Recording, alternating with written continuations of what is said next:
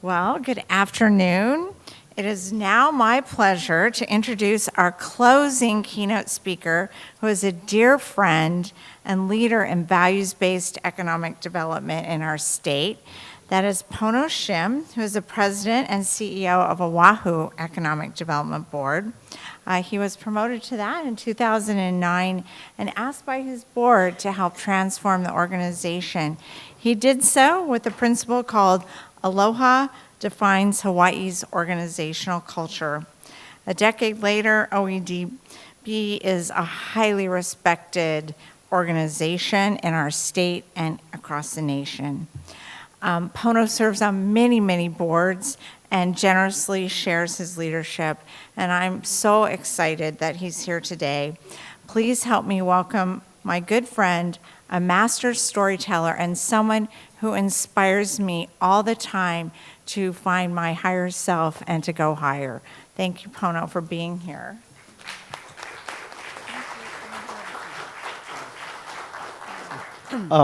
I don't like people to read bios for me because it really has nothing to do with what I'm about to do. Sometimes I feel that bios are used like currency because of what we do. Now you owe us your attention. And I believe it's actually the speaker's responsibility to connect with the audience, not vice versa.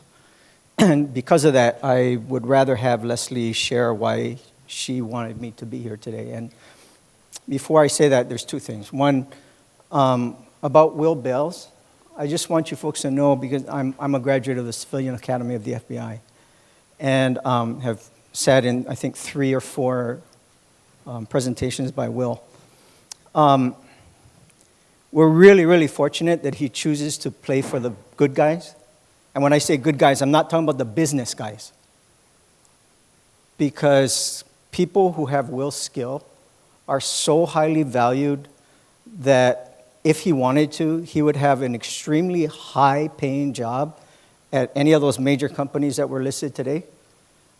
And for whatever reason, he chooses to not get a super high-paying job and do what he does for us. That's first. Well, there he is. And he knows what I'm talking about. The other thing is, in 2014, our organization created an award. I didn't want it to be an award like anybody else's award. You know, a lot of folks have fundraising awards every year that they go and they honor people. We run our award like it's the Eddie. If the surf ain't up, we're not giving the award. We don't look to populate it. We look for who's earned it. And I just want to share, because Leslie always reminds me of this award. This award will never be given to somebody who was born in Hawaii. We chose to give it to someone who was not born here, but choose to make Hawaii their home. And through their life's work, reveals that they have huge, deep roots in Hawaii.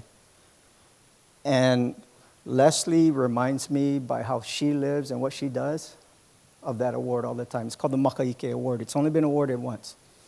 But it's not an award that will be given to somebody from born here.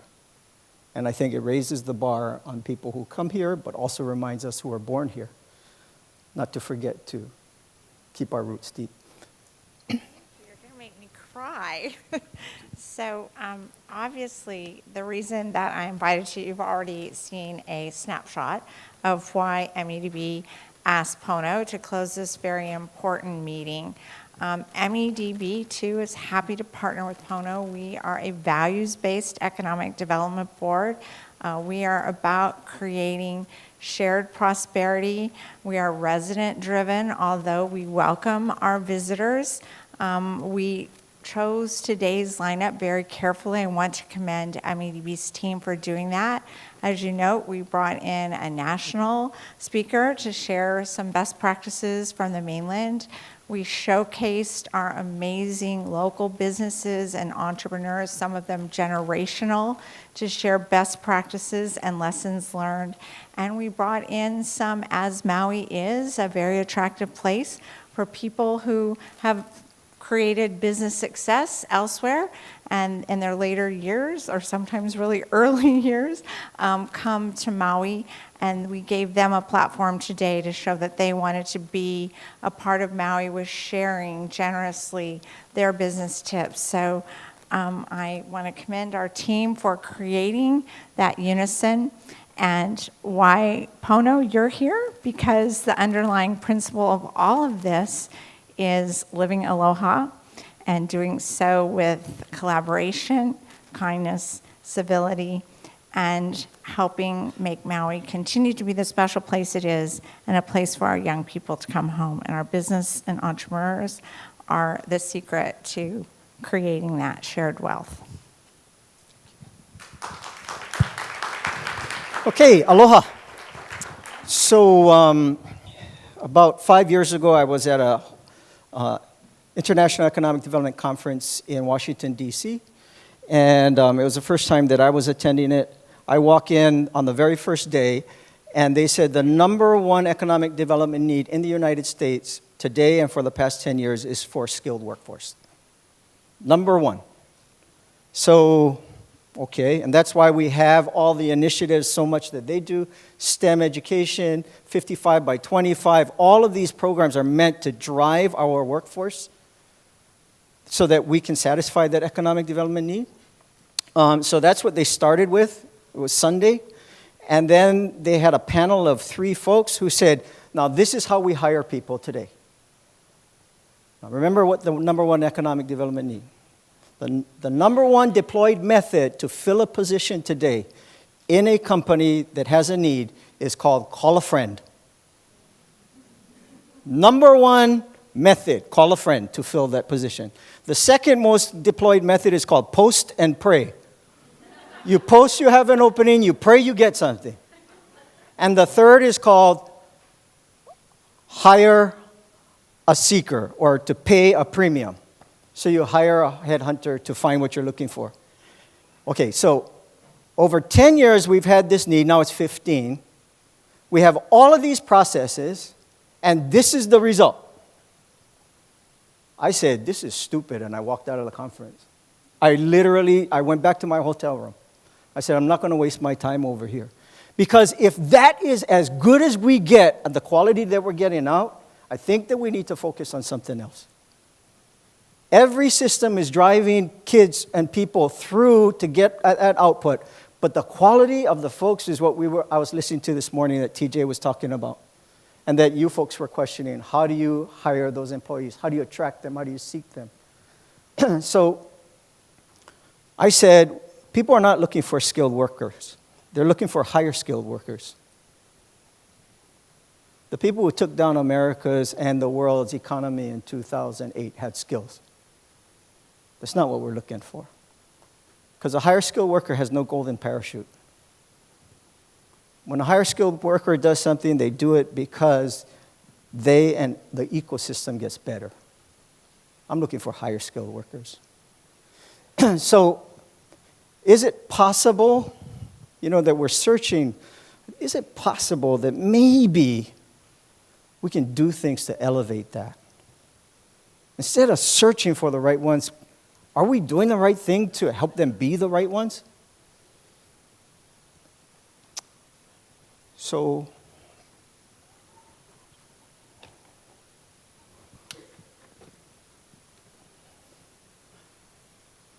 you guys just want to be in business, and you guys just got this dose of terror. That's a superhighway. And on the left is kind of what industry is going towards. Nations, military, they're driving that. I just put Airbnb because that's an example. But why are we doing what we're doing? Why are you doing what you're doing? I'll show you why I do what I do. Now, I don't tell people what to do. I tell you what I do. I try not to tell people. I just tell you how I live. But this is what I think we're really seeking.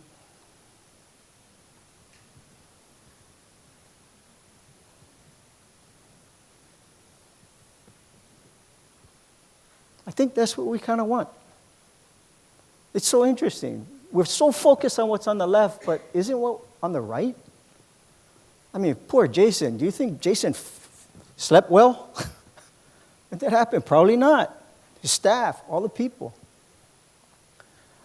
But I think there's this assumption that everybody who's working on the left, that's what we're trying to achieve on the right. But we keep focusing on the left, we might end up with something else, kind of like why I walked out of that conference. What do we have? As fast as what's growing on the left is populating, I believe there's a faster highway that's populating, and that's what's in the middle.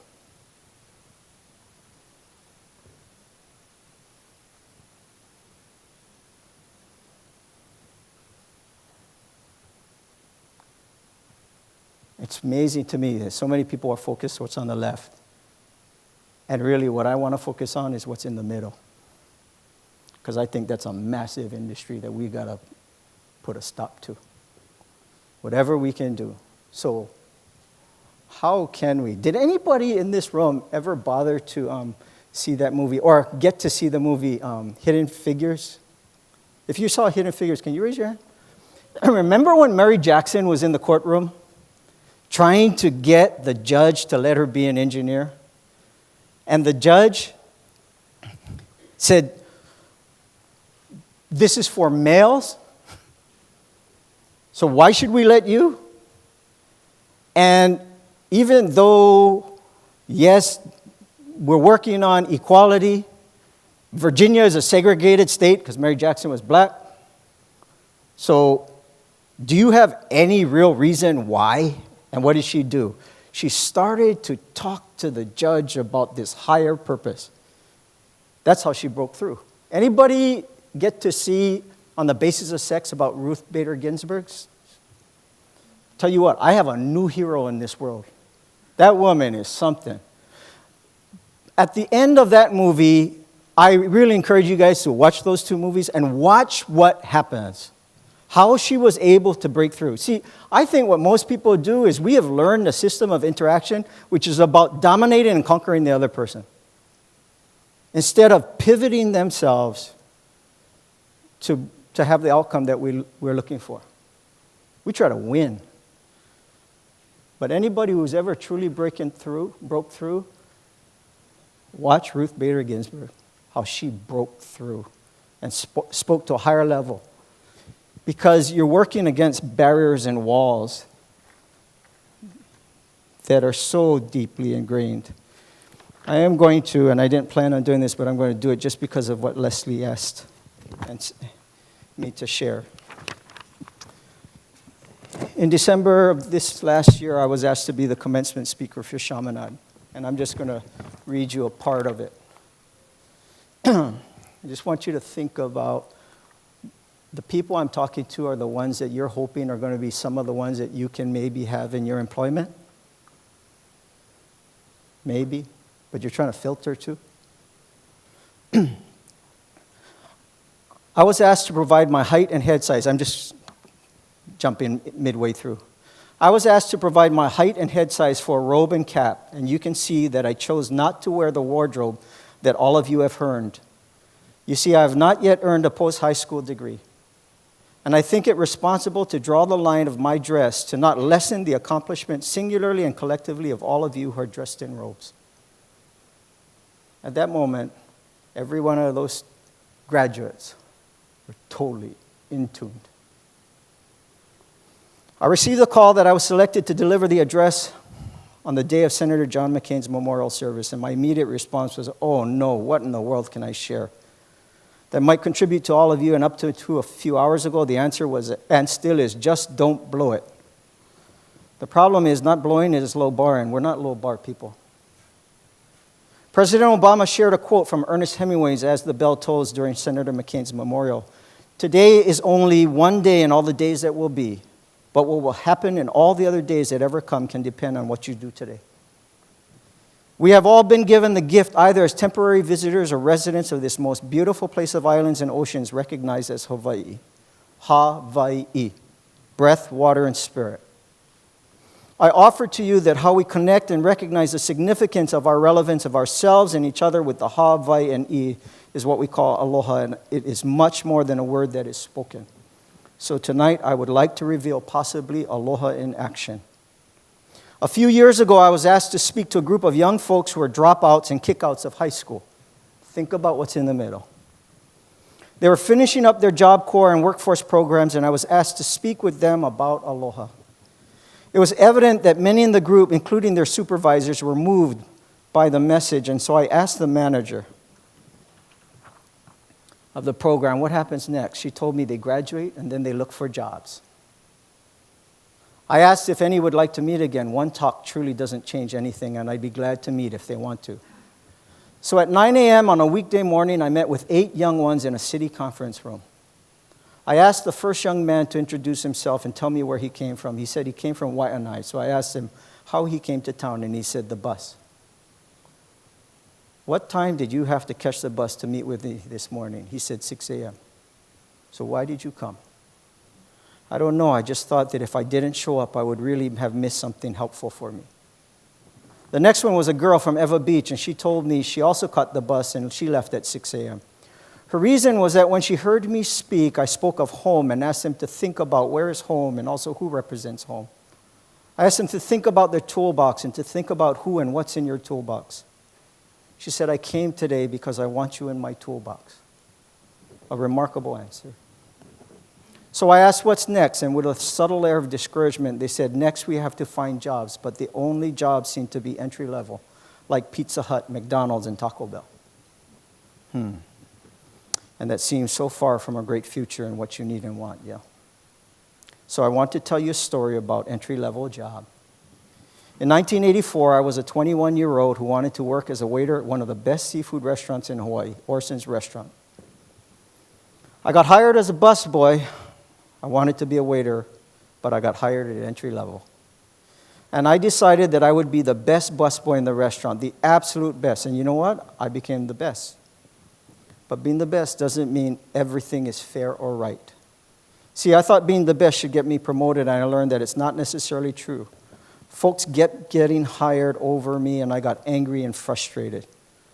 One day I was thinking deeply about my situation, and I realized that as long as I'm the best, I'll always be the best.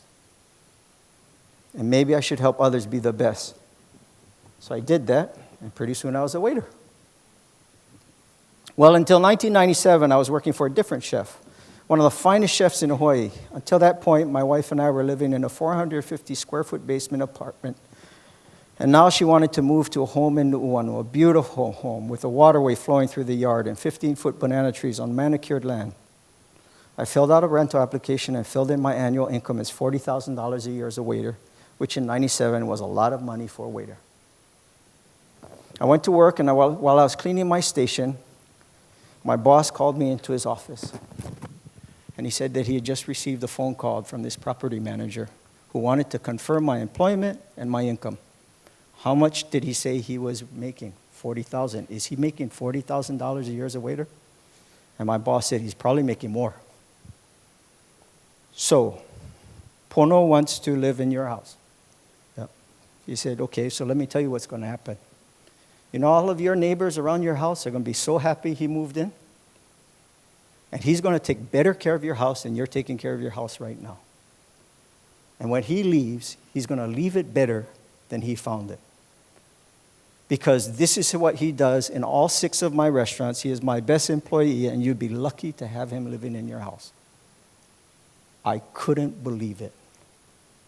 I was blown away. I had never asked my boss for a recommendation. Didn't even tell him. Had no idea.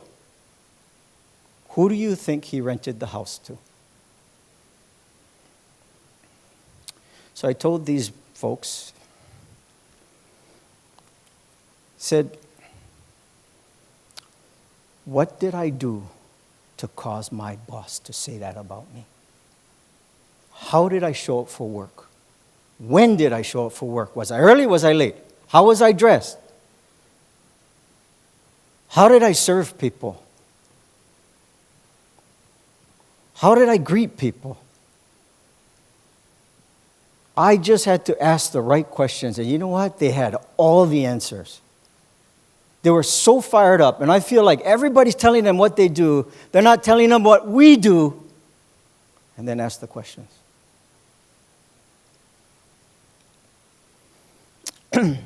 I said that in life, you're going to drop a few plates. You might even deliver the wrong check and charge the person wrong. That doesn't mean it's okay. It's not okay, but it's going to happen. Live high. Living aloha is living high. Today is the first day of the days that will ever be. What happens today could determine all the days that will ever be. I would like to believe that I was speaking directly to those students at Chaminade, but I also asked them this question. So when did I become a CEO? When they gave me the title, or entry level when I became a busboy? Just something to think about. That's my Auntie Pilahi. She is known as a proponent of Aloha, the keeper of the secrets. She was born on Maui, born in Lahaina. Her mother and my great-grandmother were sisters. There were 24 siblings. Always in your heritage as well as mine, even in my Irish heritage, there are people that I call librarians. They are the folks who have carried our heritage, and it has always been passed on to another person. And so she was given this gift of the secrets on April 13, 1961. She was born in 1910. She was given it by a man who was born in 1859. So he was 102 years old. His name was Ka'au'analuahini Ka'opua. He was born on the Big Island. He was known as the Patriarch of Kona. He was Yoda. And what's so amazing to me is most people today are learning how to be rebel fighters and stormtrooper, yet my teachers were Jedi. And I'll tell you what, Jedi don't do things like stormtrooper and rebel fighters. Kind of unimpressive. He was 102 years old. He was about to pass away. So he sent 2 men to Oahu and said, find this woman and bring her to me. So he found Auntie Pilahi on the windward side, put her on a plane, took her to Kona Hospital. And on April 13, 1961, he did what is known in our heritage as Ha. He breathed his last breath into her. And all of a sudden, it felt like a bolt of lightning. And now she is the keeper of the keys of the library. She knew everything. Now, I was in a meeting with Laureen Powell Jobs in their office, who was Steve Jobs' wife, widow, because I was invited to come and speak to her whole team last July. They had what's called an all-hands meeting. They shut down operations, and you come in and you can share. And I shared this story. And I said, how does that happen? Well, we just talked about it earlier. See, today we call it the cloud. I said, who created the cloud? Google? Apple? Microsoft? No. The cloud has existed from the beginning of time. What's the cloud? Einstein talked about it, E equals mc squared. Where does this energy go? It goes someplace. I think today we call it the cloud. All of our thoughts, our feelings, our emotions, they go someplace. Energy is constant. And I think today we call it the cloud, but what I believe has happened throughout Hawaii and history in all of our heritage, whether you're Japanese, Filipino, Irish, Chinese, Hawaiian, what's passed is a frequency that allows someone to access the cloud, just like we do today with the frequency. Some people have prayers, some have dances, some have trinkets, meditation, extreme sports. But to me, all of this is about tuning in to be able to access truth or inspiration or innovation. So Auntie Pilahi became one. And she started to share what I'm going to share with you in a little different way, publicly. If you were here with Ramsey last year, he shared. So in 1976, I was 13 years old, so I'm 2 years older than TJ, so he ain't that old. All day he was talking like he's old. I don't think so. I was 13 years old attending a meeting at Auntie Pilahi's house with my dad, and I was the only child in the room, and it was with adults. And she was talking about who we are, and she was funny, and she was always so graceful and generous. And at some point, she started to ask about issues. That's a Q&A time. But she was asking to share what the deep concerns, and people started to share. And it was almost like a heartbeat, boom, boom, like an explosion going off. And what she started to do is share stories that would cause people to reflect and to recognize their identity, and pretty soon it calmed down. Until the next issue, Kaho'olawe, boom. Over here, it might have been the solar telescope, boom. Navaiha, boom. And I was sitting there, the only child in the room, and I was watching what she was doing. I said, what is Auntie Bilahi doing? First of all, I said, wow, these are some pretty pissed off people. Because they're pretty angry, but wow. Wonder why they're so pissed off, because I didn't know issues, I just noticed anger. But what is she doing? She's doing something, because by the time she's done, everybody's kind of feeling good until she kind of gets the next one. She's shifting energy. And I just watched this for 5 hours, 6 hours. I just sat there and just watched as a child.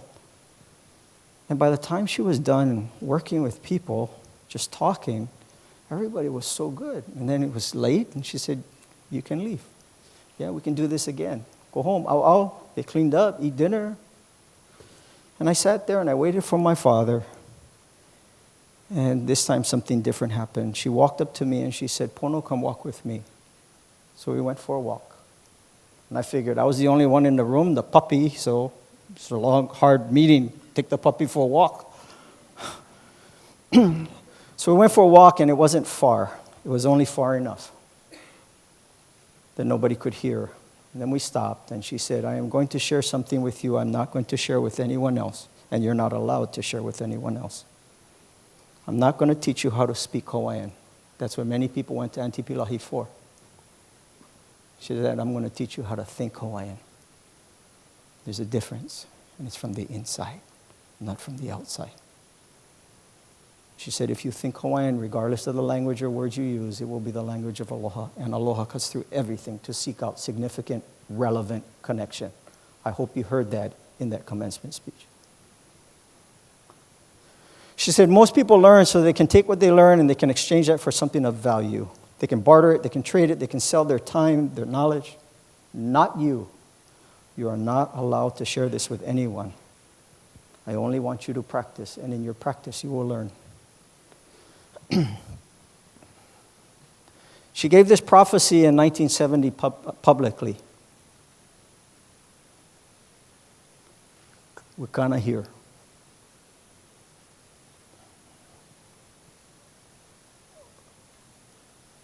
What's in black is what she shared publicly with others.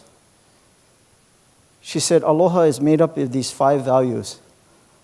Akahai, lokahi, olu, olu, ha'a, ha'a, ahonui. And she shared with it, it's in statute today, akahai is kindness to be expressed with tenderness, and lokahi and olu, olu, ha'a, ha'a, ahonui. But with me, she shared meanings and interpretations I had never heard. That's what's in red. And she did not begin with akahai, she began with ahonui, the last one. Why did she begin with ahonui? Because she said in Hawaii, it always begins with our If you are Japanese, it's your ki. If you're Chinese, it's our chi. She said it's the same thing. That's our source. But it begins with our ha. So she begins with ahonui. And she says, ahonui means waiting for the moment. She says, you are ahonui because you are waiting for the moment, because the moment will come. And it may not come in your lifetime, but it will come. And you're always prepared and preparing others for the moment. You are ahonui. Then she goes to ha'a ha'a, and she says, ha'a ha'a means to be empty. It's only when you're empty can you receive. Sometimes I think the only reason why she took me on this walk was because I'm the only one who came into that room with nothing in his hands. Because if you're going to share something with someone, maybe you got to share with somebody who has nothing, so they don't have to choose which is more important, what they're holding or what they're giving. Then what she did is she stood in front of me and she did this. She ha. And she said, ha, the moment of emptiness. Because when you ha, you go to a moment of emptiness. What's the significance of that? All connection is preceded by a moment of emptiness. You want to connect with someone? First, help establish or find a moment of emptiness. watch Mary Jackson and watch Ruth Bader Ginsburg. How they take people to an empty space and pivot instead of try to win. Pivot and cause reflection and thought to occur. Now you got space. Akahai, grace. She said, grace is with white gloves. When I engage, I'm not here to stain or leave my fingerprints on you. Olu olu is gentle. Gentle like I'm carrying a baby. I'm not here to bruise or scar you. But then there's also that other side, the yin and yang. Gentle enough to carry this baby, strong enough not to drop the baby. Strong. That's what we call hina and ku, the female and the male. And then finally, lokahi. And lokahi, she taught me, means unbroken, that we are already connected. So she shared these things with me and other things. I don't know how long we were together. And she told me to practice. Practice what? I don't know. How do you practice values? I was 13 years old. She never ever spoke with me about this again. When we were at family gatherings, she would just say, hi, how are you? We never talked about it. And in 1985, she passed away without giving me permission when I was 22 years old. So what I'm sharing with you, I did not start sharing until February 2010. This was sequestered for 34 years. What was sequestered?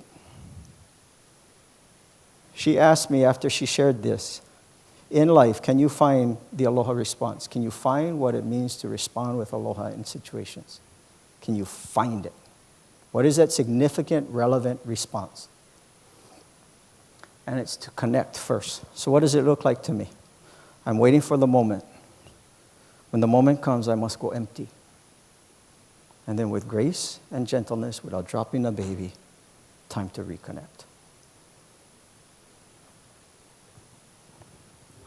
When I took over our organization in 2009, Jeannie and Leslie and anyone else in this room who knew our organization back then, we were probably on the same par, except a small, as Aloha Airlines.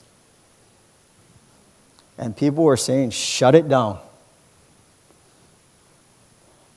But our board of directors decided to go in a different direction. Instead of hiring an economist, they chose to hire a healer because they felt that Hawaii needed healers more than we needed economists. And so they hired a guy who was terrified because he didn't know anything about this. He only knew that. And it was before I was sharing it. Today, I'm asked to do this a lot. All over the world. And it's an amazing opportunity to help develop economic opportunities and educational opportunities in almost every sector, and now it's spreading. Because there is only one way to transform the economics of any geographic region. Only one. It's really simple, you guys.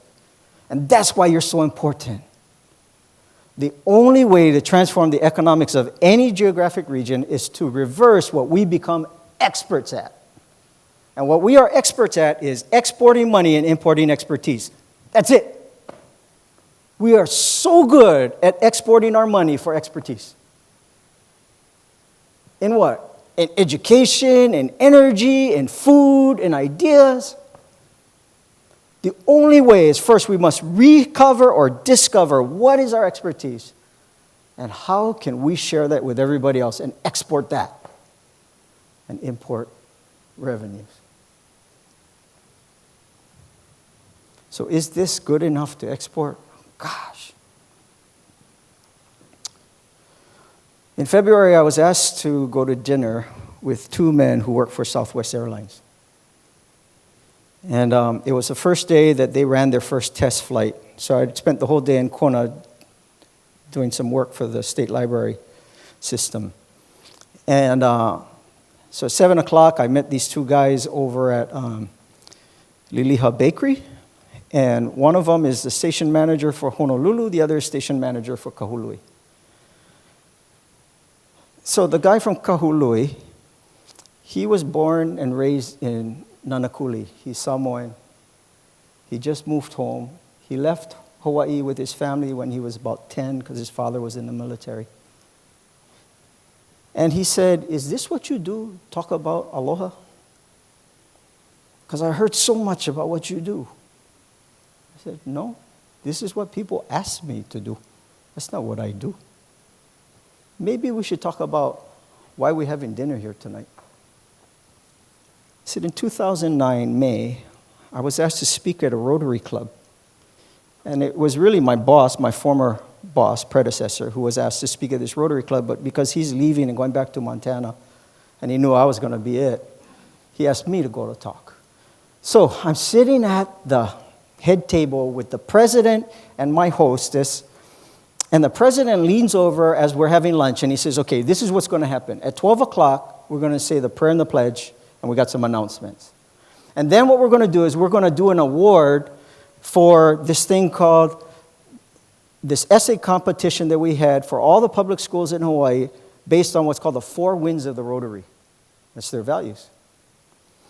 And then at 12:20, we're going to take a break, a bathroom break. At 12:30, I'm coming back, introduce you. You got 20 minutes to talk, 5 minutes for Q&A, and 1 o'clock, we're walking out that door. Okay? Okay. Regimented, right? Okay. So they go through all the formalities, and the committee chair for that essay competition, he goes and he starts talking about the competition. And he says, "You know, when I was reading the essays that were coming out, I felt like the winner could have come out of Princeton." And this is a young man who's a junior at Kapolei High School. "Mr. President, is there time for Brandon to read his essay?" "No." "Okay." His parents are there, his teachers are there, all the parents are there. So they give the awards. 12:20, bathroom break.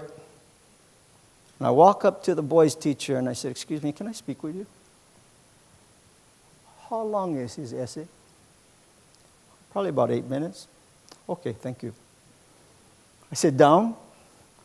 I lean over to my hostess and I said, "Who controls my time?" She said, "You." "So I can do anything I want to do with my time?" "Yeah." "Okay, thank you." You guys all know where this is going, but you know what's so unobvious? This has never happened. They introduced me and I said, I was hired to be the kahu of Enterprise Honolulu.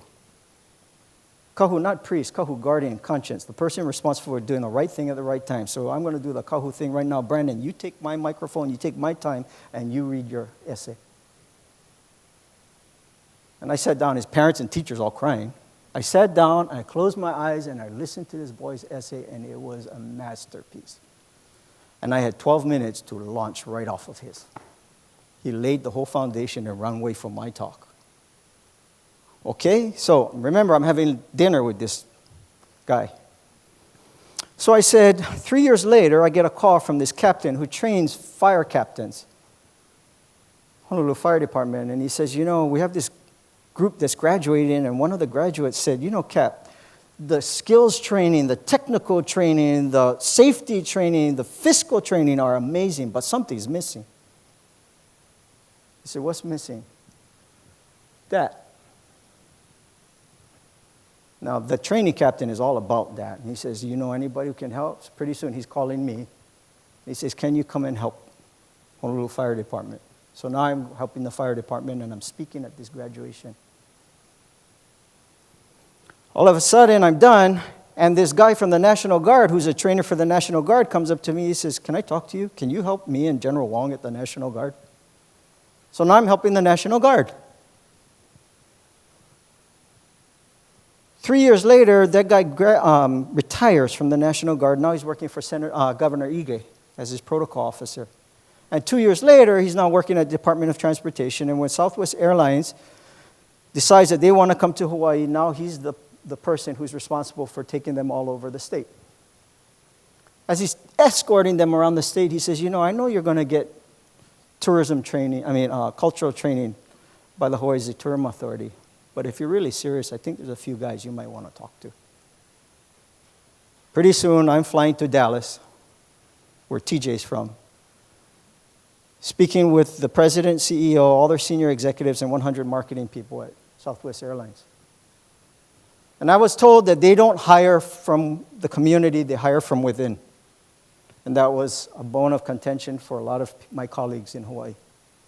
And as I'm addressing them, I said, you know, I just had this epiphany. President, CEO sitting right over there, both of them. With 60,000 employees, you guys got people from Hawaii. And this may be the opportunity for them to come home, that you could bring them home. And they know our culture, and they know your culture, and they're the bridge. So the guy says, that's what happened. I applied right away, and it was sometime in March that all these emails were being circulated in the United States. Do you guys have people from Hawaii? What are their jobs? Do they have any interest to coming home? He said, that's what happened.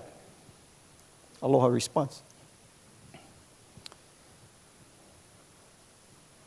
I said, so today, now you're the station manager for Kahului. My friend who was at the National Guard is now the station manager at Honolulu. And we're having dinner. So you asked me if what I do is I talk about aloha. No. That's what people ask me to do. The reason why we're having dinner tonight is because 10 years ago, I gave the microphone away to a boy. That fire captain who was graduating, his daughter was second place. And he never forgot. It's not because I was talking about aloha. It's because I live aloha. God bless you all. Mahalo.